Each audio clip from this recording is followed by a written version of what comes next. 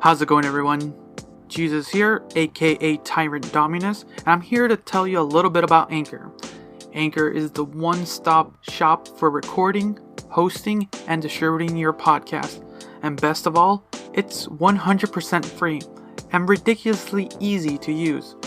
And now Anchor can match you with great sponsors who want to advertise on your podcast. That means you can get paid to podcast right away. In fact, that's what I'm doing right now by reading this ad. Honestly, Anchor is a very enjoyable platform to be on, listen on, and just a joy to be a part of this community. Anchor, come check us out.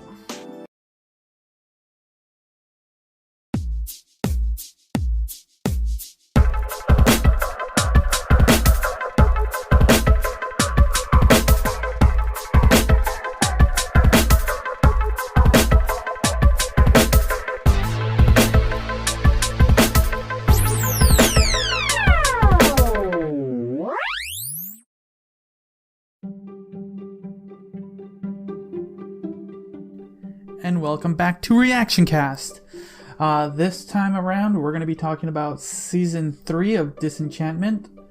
So, it's been a while for Disenchantment Part 2, or Season 2. So we kind of left off Bean and the crew, kind of escaping her mother, and kind of them rescuing, Elfo from hell. That's kind of how it started, but it kind of ends with being put on the stake, or burned on the stake. And this season, I don't know about this season. This season was kind of weird. I think I've mentioned it multiple times in the first two seasons. I really like this kind of art style. That's what I kind of grew up watching. This kind of like Simpson-ish, because it's made by the same guy, Matt Groening. So I'm really enjoying the art because it's still the same. It's still wonderful, but the story has kind of now been. It's like almost everywhere. There's just so many story plots going on that it's kind of hard to follow at times. There's some sweet storylines, there's some sad ones, and there's just some weird ones. And usually the weird ones are the best part, but this time around the weird ones are just makes no sense. Because they added the whole Steam World thing, which was interesting in Season 2. I was hoping they'll expand a little bit more on that. But it just adds a new villain. Like, the whole villains in going into, like, Season 3 or Part 3, whatever you want to call it. It just gets crazy. Because there's always that conspiracy that they're trying to get rid of Zog. And then there's the addition to this curse. There's just so much. There's a lot you have to start paying attention. So if you're kind of just casually watching it, it's really. Look at that shit.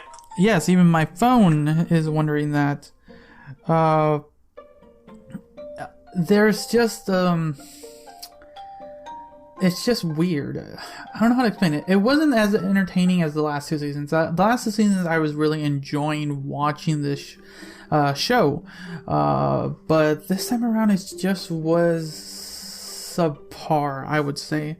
The storyline with Elfo, Lucy, Bean, this is what we usually follow, but it was just a very sad. If that's what they were going for, it was like, yeah, it was pretty sad. They are really in the bottom of the pits, and they never really, for the most part, had this up. There was like this small point where they're like the chosen ones, and like, okay, but every time they just seem to be looking up, it just keeps like down. Because there was like this little story, like this mini art episode where Bean kind of falls in love, and it's really funny because she's talking to herself, and it's one of those things a lot of people always say, that they just talk to themselves, and she just goes on, and it's really funny, and it leads to a really sweet moment, but it's kind of left like this open, sad part where it was just kind of not a fever dream, kind of a knockout dream. And I don't know, there's just too many storylines happening. There's the whole Steam World or Steamland kind of guy who wants Bean for her magic. Her mother's still trying to do shit. It's just so much happening, and then Zog has gone crazy.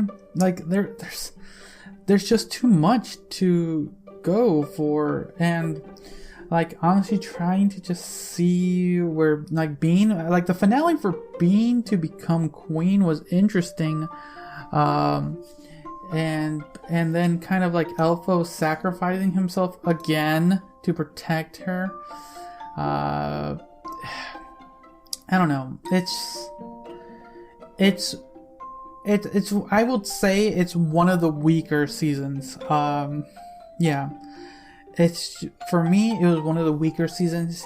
Maybe just because there's just so much happening, and it's not very well structured. So for season 3 or part 3 of Disenchantment, I'm gonna give it a 6 out of 10. It was fine. I enjoyed it for what it was. Some of the story plots were fun. Some of them were like, it was just very confusing. I'm hoping when they bring it back for part 4 or season 4, they're gonna start closing off some of these storylines, which I'm hopefully that's kind of what I'm thinking that's gonna happen. But yeah.